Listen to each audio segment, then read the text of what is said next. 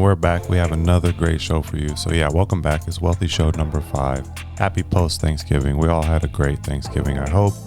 Mine was filled with family, food, fun, love, laughter, all the good stuff. My mom made this amazing carrot cake without processed sugar. So it was a honey carrot cake. Chef's kiss. Shout out, Mom. That was excellent. I also had a chance to go to a family member's house for her birthday, and it happened that this family member is actually Brazilian, and the Brazil soccer match was on. It was Brazil versus Serbia, and she knows that I'm gluten-free, so she knows that me and my girlfriend are gluten-free, so she made us a gluten-free Brazilian dessert that was bomb.com. It was excellent. So I did have that, and that was made with cocoa powder, so not a part of my no sugar November, but she made it for us specially. And I did give myself the leeway at the beginning of this no sugar challenge to have sugar on Thanksgiving, and they were like this big. They were super small. So I tried it. It was gluten-free. It was excellent. I don't regret having it at all. It was good as brick. So that's my defense. In my defense, I only had a tiny portion, and it was gluten-free, and it was excellent. So that's my update from the weekend. So moving into next month's goal, because the next time I shoot it will be December. My next month's goal is to eat a probiotic with every meal. I want to try to increase my probiotic rich diet with naturally occurring probiotics such as kimchi, sauerkraut, kombucha, kefir, pickles, pickled vegetables, or fermented vegetables. I think it might be a little bit challenging to have probiotics with every meal, but I think very manageable to do a probiotic with at least one meal a day. I'm looking to naturally improve my gut microbiome with probiotic rich foods, and this helps positively influence my eating habits. So the more probiotics, the good probiotics that we get into our system, the better decisions we'll be able to make moving forward, because we won't be driven towards bad food. I just wanted to give you all a heads up before next month starts, so we all have time to go out and stock up on the foods that we need in order to successfully achieve this goal. Moving on to the trivia for the day. What is the optimal number of probiotics in a probiotic supplement? By a probiotic supplement, I'm talking about the pills that you can get in the store. And in particular, we're talking about CFUs, colony forming units. What is the optimal number of CFUs, colony forming units, in a probiotic supplement? This represents the number of bacteria that you will find in a probiotic supplement. But at the very least, you should have this number on the packaging to ensure that you're not wasting your money. So what is your best guess? Let me know below. As usual, we're going to wait on the end of the video to give the answer. If you're looking to learn more on the best probiotic supplement for you, go ahead and check out this article here or this video here. Do you want this to be you? Then follow these 5 tips on how to run faster. Tip number 1 is going to be to run. This seems simple, but you'd be surprised how many of my clients think that they can lift their way into running faster. And that's just not true. There is no substitute for running. Everything besides what you're trying to achieve is supplementary. That includes lifting, biking, all that other stuff, core work. Even the stretching and everything that I'm a big fan of, that's all supplementary. If you want to get faster, you have to run. The second tip on how to run faster is to jump. Sprinting is actually a series of jumping repeated really fast. If you look at the sprinting form in slow motion of any of the best sprinters, they're actually jumping onto the next foot. The average stride length of a sprinter is 2 meters or around like 7 feet. So you can imagine the really good ones, they're jumping even further. And I'm not sure about you, but the only way I can get from one foot to the other in 7 feet is to jump. So including plyometric exercises into your sprinting routine will help you achieve maximal stride length and maximum stride power while running. Tip number 3 on how to get faster is to walk. Wait, back up. You're telling me to walk? Like anything, you must crawl before you walk, before you run. Always make sure that you're doing the little things right before you try the big things. For example, what I mean is that for the top sprinters, the top athletes in the world, whenever they're coming back from off season, getting back into training, they begin with simple things such as a stride at 60 to 75%, walking, jogging, as opposed to just getting straight into sprinting. So before you get back into sprinting, or if you're learning to sprint, make sure that you walk before you run. Actually, crawl before you walk, before you run. Tip number 4 on how to improve your sprinting speed, your running speed, is to use your arms. This is true for sprinting, jogging, anything. So you want to swing your arms. You want to swing them aggressively forward and back. Go into a freeze frame of your favorite sprinter or any sprinter. Let's just take Usain Bolt, for example. Look at the size of how his arms are, like how big and separated they are. There's no mystery why the sprinters are like actually very fit and buff up top too. They don't just run with their legs, they run with their arms as well. If you weighed each arm, they'd weigh about 11 to 12 pounds each. And I like to tell my clients, if your arms aren't working with you, they're working against you. Tip number 5 on how to improve your running is to think of your muscles as rubber bands. This is a personal thing that I like to do that just helps me visualize what I need to do for training. So if you picture a rubber bands are elastic, and our goal for sprinting is to expand and contract our muscles or our rubber bands as quickly as possible. But obviously you don't want that rubber band to snap. So, a cold rubber band is the same as a cold muscle. You try to make it elastic too quickly whenever it's not warm, snap. A thin or a frail rubber band, one that hasn't been properly hydrated, properly repaired for recovery, you try to expand and contract that one, snap. One that's not built to a good thickness and you're trying to put too much force and pressure on it. So let's say you don't actually do the strength training that you need. You don't start with the small things and do the basic things to build up the thickness of that rubber band, and you go to sprint, snap. So I learned these tips and tricks just with the 20 plus years that I've been involved in track and field and in sports. I now help others run faster, jump higher, jump further. I'm always learning new things as a coach from my clients. If you're interested in learning more things like this, just hit that thumbs up or comment below so that I know that this is useful for you as well. We're going to move into our first underrated, overrated of the day. Underrated number 1 is going to be doing a proper warm up and a proper cool down. I get it. You only have 60 minutes. You only have an hour to do your workout. You want to maximize that time, but a proper warm up and cool down will extend your longevity in the fitness game. And make no mistake, it is a game.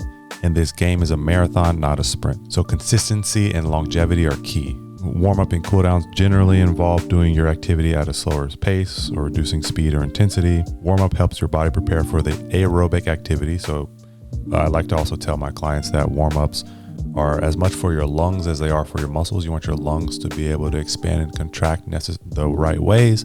Cooling down after workouts allows for a gradual recovery of pre-exercise heart rate and blood pressure. So it allows that fast beating heart and hard flowing blood to just settle down slowly. It poses little risk. It gives your heart and blood vessels a chance to ease in and out of exercise sessions.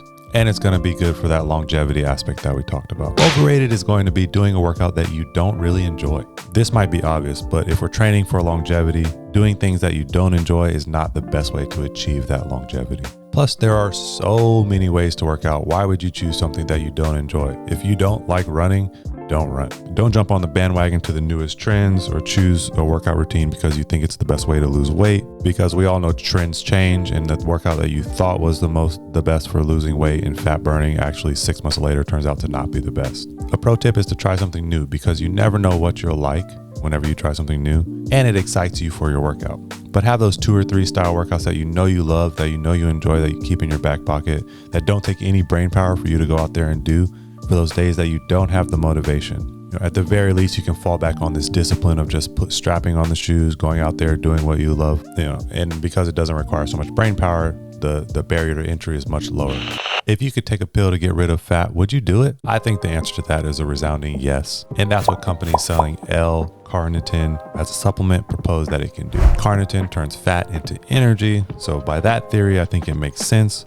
But does it actually work? Like many things, I get a lot of my ideas from you all. And I had a cousin who was like, hey, do you know of any cortisol supplements? And when she's asked me that, I thought she meant about stress. Like cortisol is very important in terms of stress, regulating stress, raising stress when necessary. There are times whenever it's necessary, and then bring it back down when it's not necessary. But when she was asking me, she was interested in it in terms of weight loss. And just to preface, there's no substitute for weight loss for burning more calories than you're consuming. There's just no way around that. But if you're looking to aid in weight loss, there are some supplements that could work. And is L-Carnitine one of them? Well, let's find out. So L-Carnitine is an amino acid that transports fatty acids into your cells and processes them for energy. It turns fat into energy. So inside of the body, L-Carnitine acts similar to cortisol. And cortisol is great for regulating your body's stress response. Large spikes in cortisol for a long time are not going to be good for us. Are you often stressed and you're not sure why? Here are 5 things you can do about it. First, you're going to want to get quality sleep. Chronic sleep issues such as sleep apnea, insomnia, waking up at night are all associated with higher stress levels, higher cortisol levels. Number 2, you're going to want to exercise regularly. Regular exercise improves sleep quality and reduces stress. which can help lower cortisol over time. I know there's nothing that's going to put me to sleep like a good cardio session. That will knock me out. 3, you're going to want to learn to limit stress and stressful thinking patterns. Being aware of what you're thinking and how you're thinking is going to help control your heart rate, and it's going to help lower stress. 4, you're going to want to practice deep breathing exercises. Controlled breathing is a way to stimulate your parasympathetic nervous system, so your rest and digest system is going to help calm you down a bit. You could probably try some meditation that's going to help with your breathing patterns. And number 5, you're going to want to maintain healthy relationships and make sure that you're enjoying yourself, laughing, living fully. Like I said, there are beneficial things to having this certain stress. And we know stress is often considered not a good thing, but the benefits of stress are that it's going to regulate your metabolism. So cortisol is going to help control how your body uses fat, proteins, and carbohydrates. Again, why maybe carnitine and cortisol are linked together. It's going to help suppress inflammation by boosting your immune system. It's going to help increase and regulate blood pressure, and cortisol is going to help regulate your sleep-wake cycle. You actually get a big release of cortisol when you wake. It's the way that your body knows, okay, we're awake now. And you're going to get some cortisol when you work out, because working out is a form of stress. The cortisol levels are going to raise. So we know that stress and carnitine are related, and we know that carnitine plays a huge role in energy production. Most people's bodies make enough carnitine to meet the daily needs. It's found in things such as meat, fish, poultry, milk.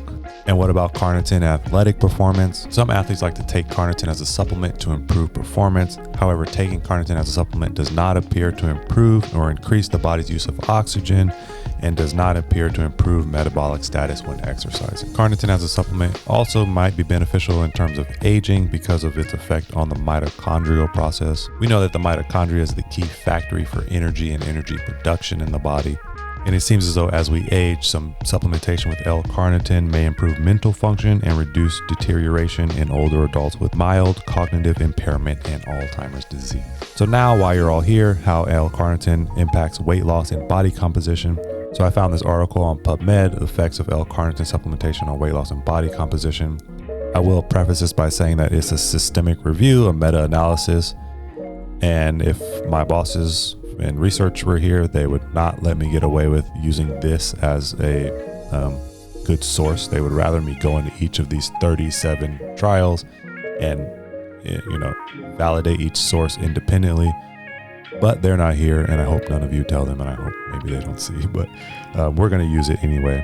So what this meta-analysis found is that L-Carnitine supplementation provides a modest reducing effect on body weight, BMI, and fat mass, especially in adults. So what are some of the takeaways from this L-Carnitine as far as fat loss is concerned? So carnitine doesn't seem to do much for weight loss. It's very clear that the most important thing for weight loss is to have less calories coming in than you have going out. And what is not mentioned that I find to be extremely true is that oftentimes new gear, new supplements re-excites you into getting into fitness or health. And I know it to be true. Anytime I get a new piece of gear, anytime I get new supplements, I'm way more excited to hit the gym the next day and let me see, I'm going to run this experiment and see if it works or not. And we might call this the placebo effect. If that's the case for you, and that's what L-Carnitine is going to do for you, then it might be worth the $30 that you're going to pay to get the supplement. So moving on, we're going to try to introduce a new segment. It's called the Biotech Weekly Pick'em.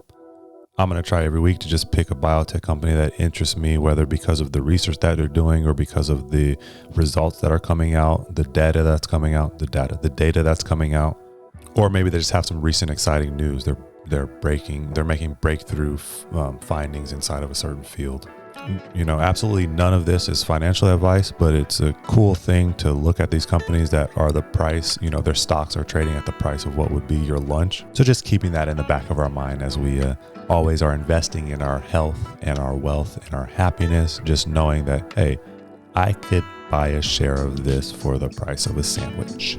The first company that I've been enjoying for a while is called Compass Pathways. I'm on their site here, Navigating Mental Health Pathways. We think differently about mental health, so you can too.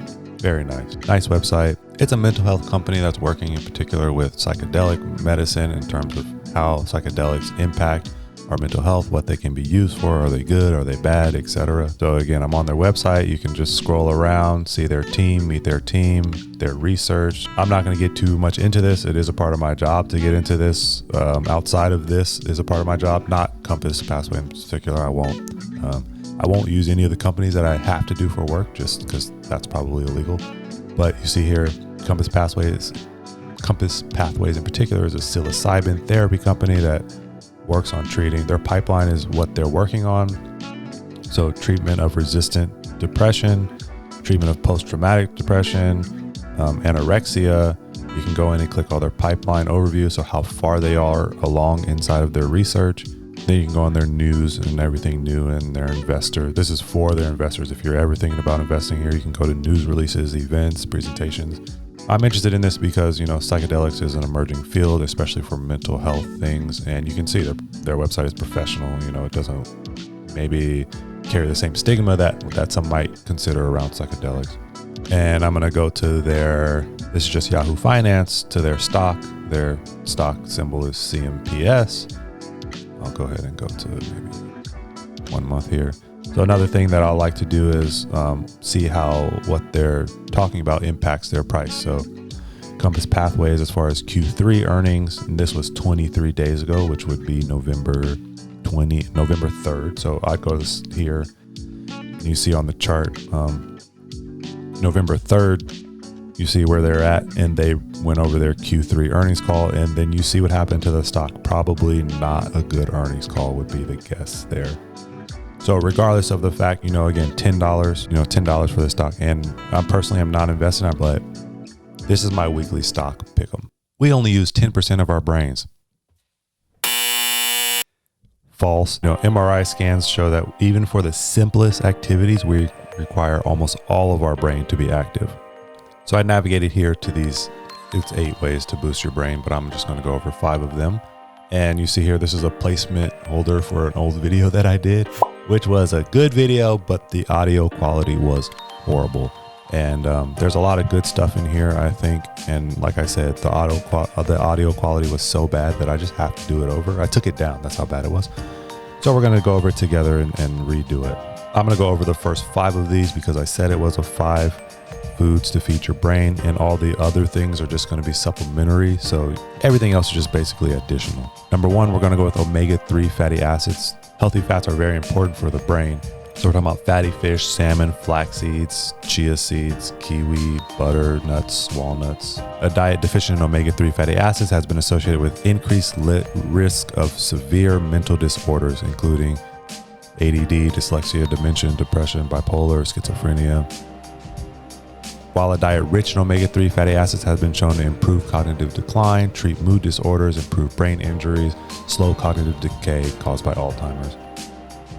In addition, omega-3 fatty acids are beneficial for cardiovascular disease and the nervous system, and we know that they're very good anti-inflammatories. The second way to feed your brain is going to be with curcumin, found in turmeric curry spices. Curcumin has been shown to not only slow cognitive decay caused by Alzheimer's, but also counteract cognitive impairment following traumatic brain injury. So for all my homies out there that play football, that have had some concussions and maybe think they suffer from CTE, go ahead and get you some curcumin, some turmeric spice as a way to not only battle inflammation, but to help you counteract cognitive impairment. And when you do so, make sure you're consuming it with black pepper. It's going to increase the way your body absorbs it by like 2,000 times. Number 3 way to feed your brain is going to be B vitamins. That's B6, B12, and folate, found in meat, beans, and dark leafy vegetables. Dark leafy vegetables is going to be my favorite way to get in some B vitamins. B vitamins have been shown to have a positive impact on memory, while low levels of folate, B12, B6, all forms of B vitamins, are associated with cognitive deficit. Interventions with high dose of B vitamins can reverse this deficit and improve cognitive performance. So that's pretty cool. Like, not only does it show that, if you're not taking the right amount, it's going to do bad things for your brain. It shows that when you start taking the right amounts, you can reverse these bad things. And it's not often that you get a reversal of bad things. You can slow, especially in the brain, you can slow down the decline, but it's not often that you get not only you're slowing it down, but you're improving it. The 4th thing that's going to be used to feed our brain is vitamin D. Vitamin D found in fatty fish, liver, mushrooms, fortified products such as milk, grains. Vitamin D has been shown to preserve cognition, while low levels of vitamin D are associated with a decline in mental state and accelerate cognitive decline. I place vitamin D in here at number 4 with its own number because of the benefits to not only your brain, but to your immune system as well. And the 5th way to feed your brain is going to be with choline. That's right, eggs, soy, beef, chicken, veal, turkey, liver, lettuce. Choline has been shown to reduce memory impairment caused by seizures and act as an electrolyte to ensure proper brain function. So choline as an electrolyte is going to help bring in some hydration into the brain and help reduce memory impairment. So choline's number 5. Then, like I said, we have some supplementary things. While on the list, they're numbered. They're going to be supplementary in terms of the first 5 are the most important, and these are also most important, but not enough to get their own number. We're going to go with copper, a vitamin combo of vitamin C, vitamin E, and your minerals, magnesium, zinc, selenium, calcium. All these will be on the website. You can go to the article and see where they're found and what, and the research that I used to back this up. What I'm for sure going to spend some time on is how to treat yourself and treat your brain with flavonoids. So flavonoids found in cacao, green tea, citrus fruits, red wine, and dark chocolate. I know we love our red wine. We love our dark chocolate. And oftentimes I talk bad about it, but honestly, I enjoy red wine, I enjoy dark chocolate, and so these have been found to enhance cognitive function when combined with exercise. So don't feel bad about enjoying some green tea, or the night before, maybe you enjoyed some red wine and dark chocolate. Make sure you rehydrate, get out there and exercise, and you can get after it. Moving on to our overrated, underrated number 2. Overrated is going to be adding milk and sugar to your coffee. I can't believe I'm saying this is overrated. As someone who used to have coffee with its sugar and cream, adding things to our coffee is overrated. As what are we having, coffee or dessert? As with anything, it only takes a little bit of time to get used to having black coffee. If you don't like black coffee, just ask yourself, how much do you actually like coffee? I mean, you don't want to start your day with this elevation in blood sugar from the creamer the Starbucks creamer that you bought, that you poured into your coffee, and then in the middle of the day have this sugar crash from the sugar that you put in your coffee. It just doesn't make sense. So that's going to be overrated. Underrated is going to be water. If you're one of the few that don't take water for granted, good for you. But I mean this literally and figuratively, water is life. Our body is 60% water, and because of water's molecular structure, water is great for digestion, metabolism, breaking down food, and getting rid of waste. Hydration is a great way to wake you up, including in the morning and throughout the day. I personally try to get in at least between 40 and 60 ounces of water in the morning before I have coffee, before I do anything. I just wake up and just start chugging water. A pro tip is to make sure that you consume some electrolytes if you're drinking this amount of water. So go ahead right now, grab your water bottle, drink some water. We have a surprise trivia because of our discussion around water. This one might be a layup, a softball question for you, but what is water's molecular structure? And the answer is H2O. In the beginning of the video, I asked, what is the optimal number of bacteria in a probiotic supplement to feel like you're not really wasting your money? And the answer is 1 billion CFUs. That's 1 billion with a B. While the bottom threshold is 1 billion, you're more likely to see the number of 5 billion plus CFUs in quality probiotics. So make sure when you go to the store, the supermarket, wherever you are, Amazon, you order it from, that it has at least 1 billion CFUs. Congratulations on making it through another week, investing in your health, redefining your wealth. I really appreciate being here with you. I have so much fun doing these. I hope you have as much fun as I do, just listening and watching and interacting. Go ahead and comment. Let me know what you would like to see, because I have a lot of fun doing this. I would love to make it interactive. So I'll see you next week.